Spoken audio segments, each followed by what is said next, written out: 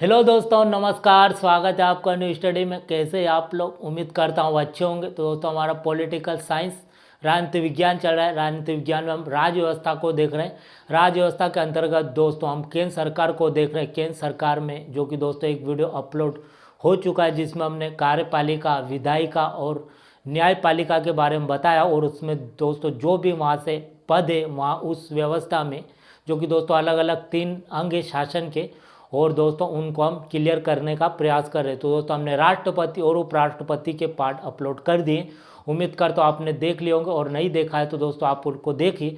और दोस्तों उनको देखने के बाद ही आपको केंद्र सरकार के बारे में पता चलेगा। तो दोस्तों आज बहुत इंपॉर्टेंट चैप्टर लेने वाले विधायिका को दोस्तों हम समझेंगे, और यहाँ से जितने भी कॉम्पिटिशन एग्जाम में जो कि क्वेश्चन बन सकते हैं, उन सबको दोस्तों हम क्लियर करने का प्रयास करेंगे। और दोस्तों आप बिल्कुल ध्यानपूर्वक शुरू से एंड तक देखते तो आपको जितने भी डाउट है संसद से राज्यसभा लोकसभा से, वो दोस्तों क्लियर हो जाएंगे, और आप इसको देखने के बाद काफ़ी कंफर्टेबल महसूस भी करेंगे।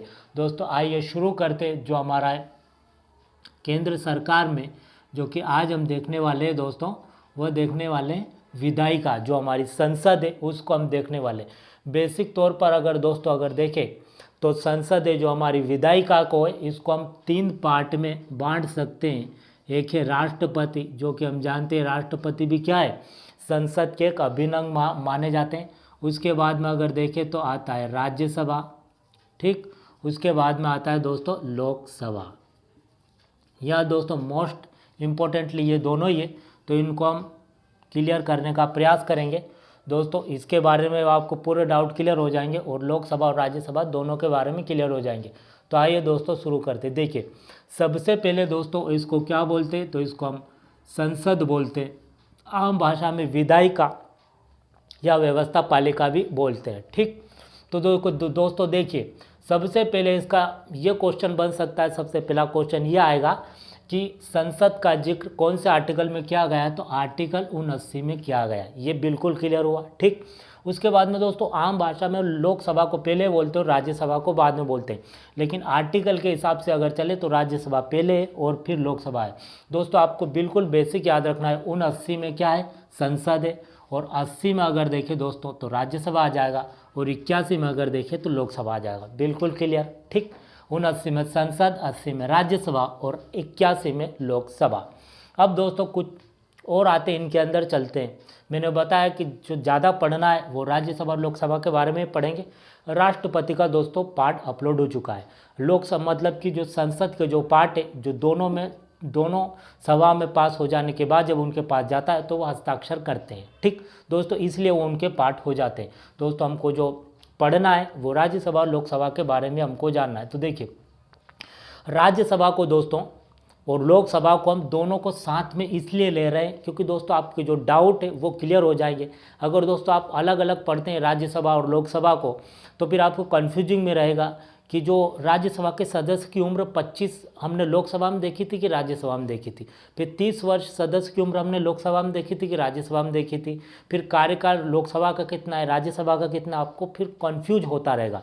दोस्तों दोनों को साथ पढ़ेंगे और बिल्कुल क्लियर करेंगे कॉन्सेप्ट, तो यहाँ से दोस्तों दोनों का बिल्कुल क्लियर हो जाएगा, और आपको दोनों साथ में ही रहेंगे तो आपको बिल्कुल यहाँ से कॉन्सेप्ट बिल्कुल क्लियर रहेंगे। तो दोस्तों देखिए सबसे पहले दोस्तों राज्यसभा और लोकसभा को, जो राज्यसभा है उसको दोस्तों स्थायी सदन कहते हैं। यहाँ पर दोस्तों हम लिख लेंगे राज्यसभा को स्थायी सदन कहते हैं। स्थायी क्यों कहते हैं दोस्तों, क्योंकि परमानेंट चलता रहता है, कंटिन्यूटी चलता रहता है। इसको भी हम देखेंगे, ये कंटिन्यू चलता रहता है दोस्तों, कभी भंग नहीं होता, वहाँ कभी खाली नहीं होता है, वो लगातार चलता रहता है, ठीक। और लोकसभा है दोस्तों ये अस्थायी है, मतलब ये खाली हो जाता है, क्योंकि जो सरकार रहती है वो कहाँ रहती है, लोकसभा में ही तो रहती है। तो सरकार या गिर गई है या फिर सरकार के 5 वर्ष पूरे हो गए तो ये खाली हो जाता है। अगली सरकार नहीं आने तक, अगला चुनाव नहीं होने तक दोस्तों कुछ समय के लिए खाली हो जाता है, लेकिन राज्यसभा कंटिन्यू चलता रहता है, वहाँ सदस्य रहते ही रहते, ठीक दोस्तों, ये हुआ। उसके बाद में राज्यसभा को दोस्तों उच्च सदन बोला जाता है, ये बात भी आप याद रखें, और इसको निम्न सदन बोला जाता है। मैंने क्या बोला दोस्तों, दोनों को आप कंबाइंड कर, मतलब दोनों को साथ में पढ़ेंगे तो आपको काफ़ी अच्छे से समझ में आएगा। एक दूसरे के अपोजिट कुछ मतलब कुछ पॉइंट में, सब में नहीं दोस्तों। ये स्थायी है राज्यसभा, तो लोकसभा अस्थायी है, ठीक। राज्यसभा उच्च सदन है तो लोकसभा निम्न सदन। आपको दोस्तों आर्टिकल के हिसाब से इनको जमाना, आर्टिकल के हिसाब से राज्यसभा पहले लिखिए और लोकसभा बाद में लिखिए, क्योंकि 79 में राज्यसभा, 81 में लोकसभा है। और फिर वहाँ से दोस्तों इनको आप ऐसे कंपैरिजन करेंगे तो दोस्तों आपको काफ़ी क्लियर होता चला जाएगा। बहुत बेसिक बातें। राज्यसभा स्थायी है, लोकसभा अस्थायी है, राज्यसभा उच्च सदन है और लोकसभा निम्न सदन है। इसको अपर हाउस बोला जाता है राज्यसभा को, और लोकसभा को लोअर हाउस। ठीक। अब दोस्तों राज्यसभा का एक भी और नाम रहता है, इसको विशेष सदन भी कहते हैं, और लोकसभा को लोकप्रिय सदन कहते हैं, क्योंकि यहाँ जनता द्वारा चुनकर सदस्य लोकसभा में आते हैं। और राज्यों से दोस्तों जो सदस्य आते हैं वो जनता द्वारा चुनकर नहीं आते, वो राज्य का प्रतिनिधि करते, जनता का नहीं करते। ठीक। राज्य, क्योंकि दोस्तों हमारा देश क्या है, राज्यों में बटा है। ठीक। राज्य से मिलकर हमारा संघ बनाए, देश बनाए। तो क्या है कि राज्य से चुनकर जो सदस्य आते हैं वो राज्यसभा में जाते हैं, और जो जनता द्वारा, जो कि आपने सुना होगा आम चुनाव जो होते हैं जनता मतलब लोकसभा के, तो जनता द्वारा जो सांसद होते, दोनों सांसद ही है दोस्तों, इधर भी सांसद है इधर भी सांसद है, लेकिन यहाँ पर जो चुनकर आते लोकसभा में वो जनता द्वारा चुनकर आते, और राज्यों से जो चुनकर आते उसको दोस्तों राज्यसभा में जाते हैं वो। दोस्तों इनको बिल्कुल आपके डाउट है सब क्लियर हो जाएंगे, दोनों बातें क्लियर हुई। अब दोस्तों इनका हम देखें तो जो उम्र रहती है, उम्र अगर देखें तो इनकी जो उम्र मानी गई है इस सदस्य में 30 वर्ष। जो सदस्य बनने के लिए, इसके राज्यसभा के सदस्य बनने के लिए उम्र कितनी है तो 30 वर्ष है। राज्यसभा में अगर देखें, सॉरी दोस्तों लोकसभा में अगर देखें तो 25 वर्ष है। बिल्कुल बेसिक, बिल्कुल क्लियर रखिए। मैंने एक राष्ट्रपति का वीडियो अपलोड किया है, वो आपने देखा होगा। तो दोस्तों उसमें राष्ट्रपति की मतलब राष्ट्रपति बनने के लिए जो उम्र तय की गई वो की गई है 35 वर्ष। ठीक दोस्तों 35। तो अगर संसद के 3 अगर स्तंभ माने, अगर राष्ट्रपति, राज्यसभा और लोकसभा, दोस्तों यहाँ से आप पकड़ सकते हैं मतलब 5-5 वर्ष क्या करना है, इनमें घटाना है। जैसे राष्ट्रपति की अगर 35 वर्ष है तो राज्यसभा की 30 वर्ष हो जाएगी और लोकसभा की 25 वर्ष हो जाएगी। ठीक। 30 में से 5 घटाइए तो 30, और सॉरी दोस्तों 35 में से 5 घटाइए तो 30, और 30 में से 5 घटाइए तो 25। तो राज्यसभा के सदस्य बनने के लिए कितनी वर्ष की आयु होना चाहिए तो 30 वर्ष। लोकसभा के सदस्य बनने के लिए कितनी वर्ष आयु होना चाहिए तो 25 वर्ष। ठीक। राष्ट्रपति के लिए कितनी आयु होना चाहिए तो 35 वर्ष। ठीक। अब दोस्तों इनका देखते हैं राज्यसभा और लोकसभा के सदस्य का कार्यकाल कितना होता है। दोस्तों कार्यकाल अगर देखें तो इनका कार्यकाल रहेगा 6 वर्ष का, और इनका कार्यकाल रहेगा 5 वर्ष का। ठीक। बिल्कुल बेसिक, बिल्कुल क्लियर। मतलब इनका 6 वर्ष रहता है, लेकिन दोस्तों 6 वर्ष कार्यकाल तो है, लेकिन मैंने बताया कि ये बिल्कुल कंटिन्यू चलती रहती है, स्थायी है, कभी खत्म नहीं होती।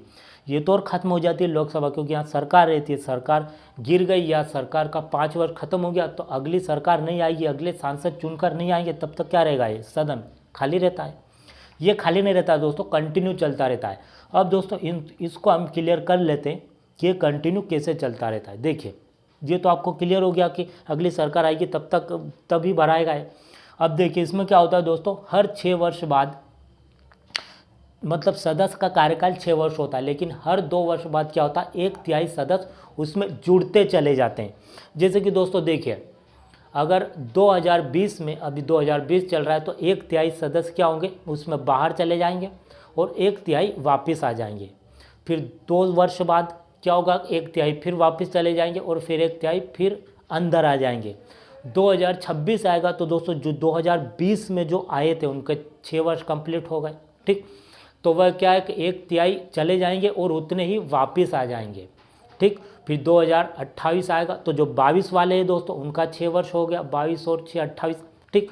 तो वो क्या होगा, 1/3 वो चले जाएंगे और उतने ही 1/3 वापस आ जाएंगे। दोस्तों जितने जा रहे हैं उतने तो वापस आ रहे हैं इसमें। ठीक। हर 2 वर्ष बाद 1/3 जाते हैं और 1/3 वापस आ जाते हैं, और सदस्य का कार्यकाल होता है 6 वर्ष का।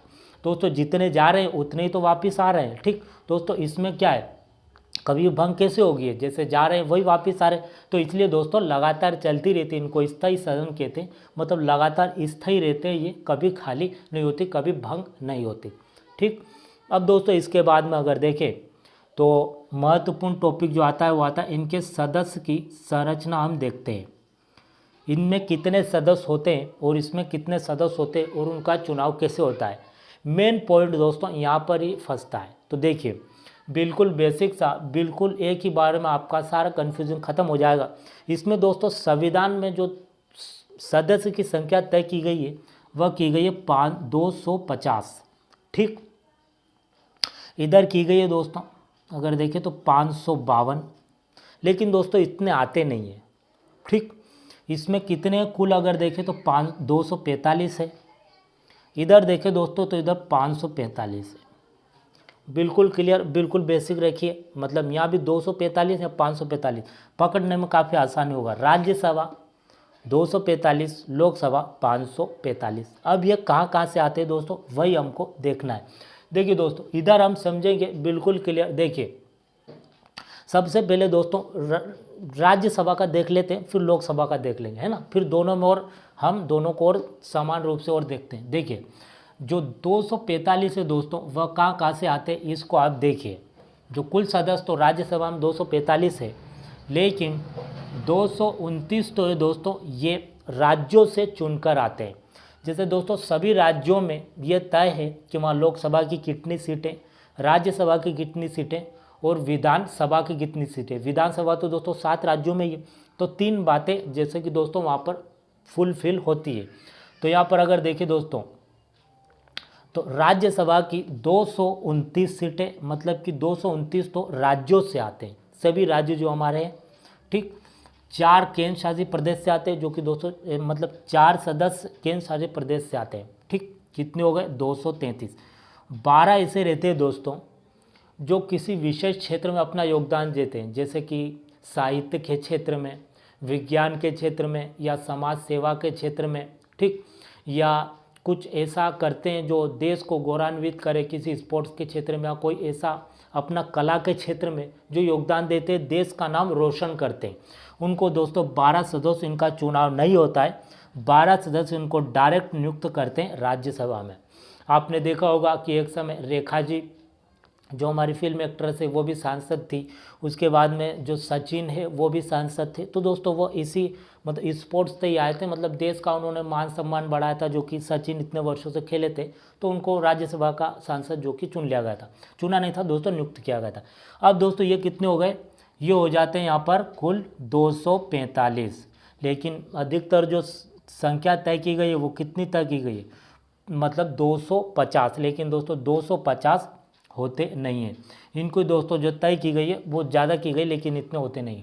अब दोस्तों ये बेसिक सा समझिए, कुल 245 है, 229 तो राज्यों से चुनकर आते हैं, 4 केंद्र शासित प्रदेश से, और 12 अगर देखें तो जो विशेष क्षेत्र से अपना योगदान देकर आते हैं, जो राष्ट्रपति नियुक्त करते हैं, कुल हो गए 245। अब दोस्तों लोकसभा का देखिए, लोकसभा में 552 अधिकतर है, लेकिन वो तो सिर्फ है, उतने होते नहीं हैं।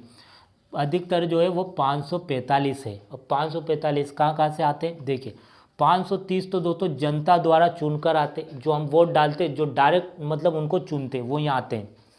उसमें से अगर देखें 530 और 13 जो है दोस्तों वो केंद्र शासित प्रदेश से आते हैं, जो हमारे केंद्र शासित प्रदेश है, राज्यों के अलावा जो केंद्र सरकार उनको चलाती है। ठीक, उसके बाद में 2 एंग्लो इंडियन है, आंग्ल भारतीय समुदाय, ये दोस्तों हो जाते हैं 545। ठीक, अब दोस्तों आपने राज्यसभा के सदस्य और लोकसभा के सदस्य को बिल्कुल क्लियर रखिए। 245 अधिकतर तो 250 है, लेकिन 245 ही होते हैं। 229 राज्यों से चुनकर आते हैं, 4 केंद्र शासित प्रदेश से, और 12 विशेष क्षेत्र में अपना योगदान देकर राष्ट्रपति नियुक्त करते हैं। ठीक, हो गए 245। ये यहाँ कुल सदस्य की संख्या 245 है। अब 545 जो यहाँ अधिकतर 552 है लोकसभा में, लेकिन इतने होते नहीं हैं, तो हो जाते 545। 530 तो जनता द्वारा चुन कर आते प्रत्यक्ष रूप से, और जिनको डायरेक्टली हम चुनते हैं सांसद, और 13 केंद्र शासित प्रदेश से 2 एंग्लो इंडियन, ऐसे अंग्रेज रहते जो भारत में रहने आ गए। अब दोस्तों ये लोकसभा राज्यसभा की हमने क्या इस सदस्य संख्या भी देख ली, कैसे चुन कर आते वो भी देख ली।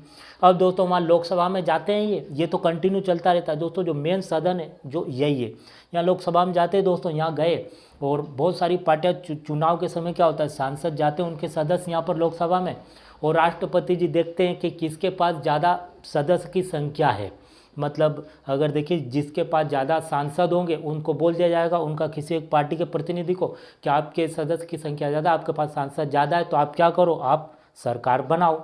अब दोस्तों जो 272 जो कि क्राइटेरिया तय किया गया हमारे केंद्र सरकार बनाने का, 272 सीटें, मगर कोई सांसद, कोई व्यक्ति जो किसी पार्टी का प्रतिनिधि है वो दूसरे को अपनी पार्टी में मिला लेगा और सरकार बना लेगा। ठीक दोस्तों, ऐसे ही बनती है सरकार। और जो मंत्रालय रहते हैं भारत सरकार के, जो कि हम आगे पढ़ेंगे दोस्तों, उनके हेड हो जाते हैं वो, और उनका ही हेड कौन हो जाता है, पीएम हो जाता है, प्रधानमंत्री। दोस्तों यही है। और जो दूसरी पार्टी है, मतलब दूसरी जो बहुमत से आई है, वो दोस्तों क्या हो, दूसरे नंबर पर वो दोस्तों विपक्ष हो जाती है, सरकार पक्ष हो जाता है और वो विपक्ष हो जाती है। अब दोस्तों यहाँ पर हम देखेंगे कि राज्य सरकार, मतलब राज्यसभा और लोकसभा में क्या क्या इनको पावर दी गई, मतलब क्या क्या काम में आते हैं। जो कि हम जानते हैं कि जो आम सदन है, जनता का सदन है, और जो सरकार जो बैठती है वो लोकसभा में बैठती है। राज्यसभा जो दोस्तों क्या है कि जो राज्यों का ये कहना है कि जो तुम्हारा जो कानून बनेगा, नियम बनेगा, वो हमारे राज्यों में तो लागू होगा, क्योंकि हम जानते हैं कि हमारा देश क्या है, राज्यों में तो बटा है, राज्य से मिलकर ही हमारा संघ बना है, केंद्र बना है। तो जो भी कानून बनेगा वो राज्य में लागू होगा। तो राज्यों का ये कहना था कि हमारी तरफ से भी वहाँ हमारा व्यक्ति वहाँ आना चाहिए तुम्हारे पास। तो हम भी देखेंगे कि जो नियम कानून बन रहा है उसमें हमारे लोगों की भी सहमति होनी चाहिए, हमारी सहमति भी होनी चाहिए। ठीक, इसलिए राज्य से चुनकर आते, राज्य सरकार इनको चुनकर यहाँ भेजती है सभी राज्यों की। जैसे अगर देखें दोस्तों तो एमपी में, जैसे मध्य प्रदेश की अगर बात करें तो एमपी में लोकसभा की सीटें दोस्तों कितनी, 29 है। राज्यसभा की अगर देखें तो 12 है, और विधानसभा की दोस्तों अगर देखें तो 230 है। ठीक, क्योंकि दोस्तों विधान परिषद नहीं है एमपी में, तो दोस्तों तीनों ये हर राज्य में दोस्तों होती है। किसी राज्य में अगर विधान परिषद भी है तो दोस्तों वहाँ भी सीटें काउंट होगी। ये दोस्तों एमपी में लोकसभा में 29 सदस्य की है, और राज्यसभा में जो है 12 है। वो राज्य सरकार है दोस्तों, विधानसभा के सदस्य इनको चुनकर भेजते हैं। ये जो है दोस्तों विधानसभा के सदस्य, ये क्या करेंगे, ये विधानसभा में रहेंगे, और ये 12 सदस्य को चुनकर लोकसभा के पास जो राज्यसभा है यहाँ पर भेजते हैं। तो ये का नियम कानून है, वहाँ भाग लेते हैं ये, और फिर वह राज्यों में जो भी नियम है वो लागू होता है। अब दोस्तों ये तो बेसिक हुआ। उसके बाद में और आगे देखें तो राज्यसभा का जो कार्य दोस्तों ज़्यादा हो तो कुछ कार्य नहीं, जो भी कानून बनता है लोकसभा में अगर बहस हुई वो पास हो गया तो राज्यसभा में जाता है, वहाँ भी बहस होती है, पास हो जाता है। दोस्तों राज्यों को क्या ये मतलब कि ये विश्वास रहता है कि भाई हमारे चुने हुए व्यक्ति भी कहाँ हैं, राज्यसभा में होते हैं, जो भी कानून बनेगा उसमें हमारे व्यक्ति भी क्या लेंगे, भाग लेंगे।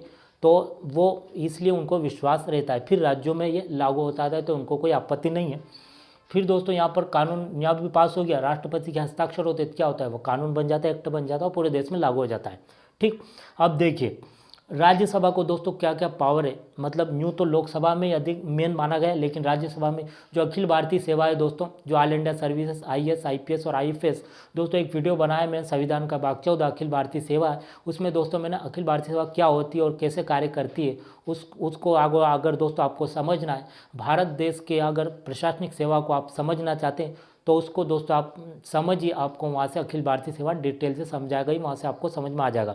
दोस्तों जो अखिल भारतीय सेवा है उसमें क्या और मतलब सुविधा दी जा सकती है, क्या और घटाई जा सकती है, क्या और बढ़ाई जा सकती है, किस अखिल भारतीय सेवा को हटाया जा सकता है, किसको अखिल भारतीय सेवा बनाया जा सकता है, इसका पावर दोस्तों राज्यसभा के पास है। ठीक, उसके बाद में जो दोस्तों उपराष्ट्रपति जो होते हैं वो क्या होते हैं, राज्यसभा के सभापति होते हैं। ठीक, जो उपराष्ट्रपति होते हैं दोस्तों, मैंने एक उपराष्ट्रपति का वीडियो बनाया, आप वह देखिए। तो दोस्तों उपराष्ट्रपति जो होते हैं वो अध्यक्ष होते हैं, किसके, राज्यसभा के।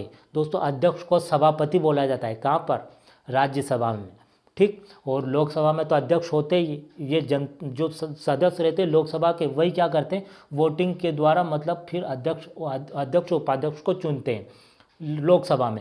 लेकिन राज्यसभा में दोस्तों जो उपराष्ट्रपति होते हैं वही राज्यसभा के अध्यक्ष हो जाते हैं और उनको सभापति बोला जाता है, और उपसभापति को ये सदस्य जो रहते हैं राज्यसभा के वही चुनते हैं।